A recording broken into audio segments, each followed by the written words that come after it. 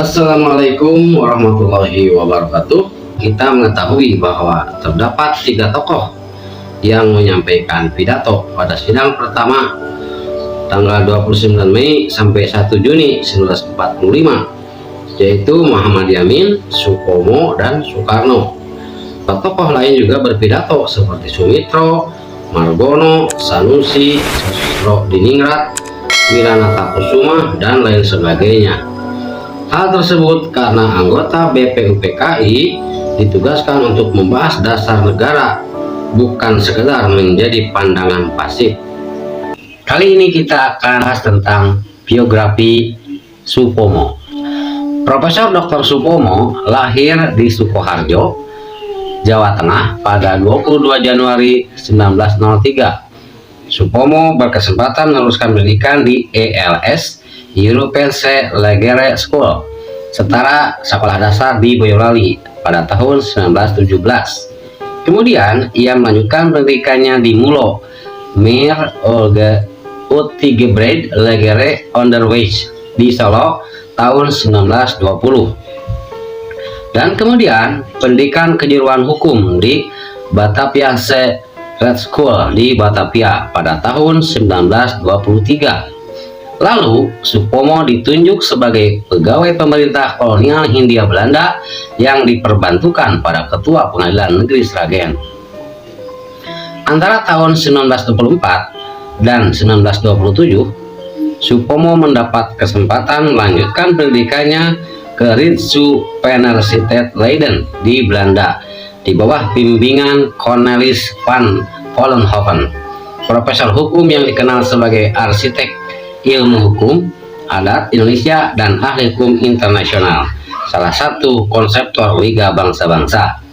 Tesis doktornya yang berjudul Reorganisatie van het Agrarisch Stelsel in het Gauwse Surakarta atau reorganisasi sistem agraria di wilayah Surakarta, tidak saja mengupas sistem agraria tradisional di Surakarta, tetapi juga secara tajam menganalisis hukum-hukum kolonial yang berkaitan dengan pertanahan di wilayah Surakarta.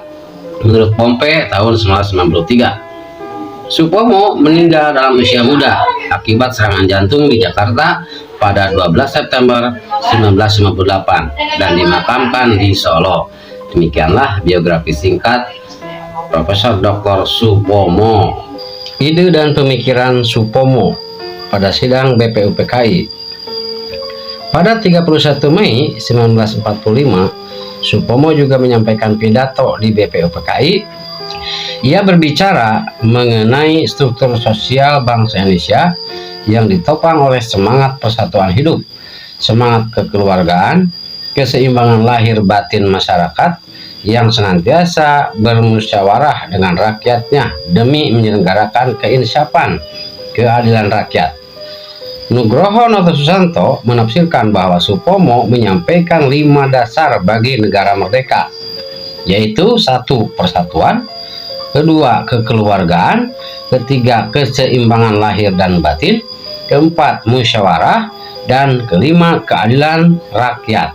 Supomo juga menyebutkan mengenai aliran pikiran Indonesia nantinya, yaitu negara yang integralistik. Dalam konteks hubungan agama dan negara, Supomo memiliki pandangan yang sama dengan pidato pemikiran Muhammad Hatta pada 30 Mei 1945, yaitu pemisahan agama dan negara. Urusan keagamaan harus dipisahkan dengan urusan kenegaraan. Selain itu, Supomo juga membicarakan soal struktur dan karakteristik bangsa Indonesia, di mana negara Indonesia merdeka harus merujuk pada karakteristik bangsa Indonesia tersebut. Struktur masyarakat Indonesia dalam hemat Supomo adalah bercita-cita pada persatuan hidup, keseimbangan lahir dan batin, senantiasa bermusyawarah, dan kekeluargaan. Di bagian pidatonya, Supomo juga menyebutkan bahwa negara harus cinta tanah air. Supomo juga mengutip Pancadharma pasal 2 yang berbunyi, kita mendirikan negara Indonesia yang makmur, bersatu, berdaulat, dan adil. Selain itu, Supomo juga mengusulkan bentuk negara integralistik yang dimaknai sebagai negara yang bersatu dengan seluruh rakyatnya yang mengatasi seluruh golongan-golongannya dalam lapangan apapun.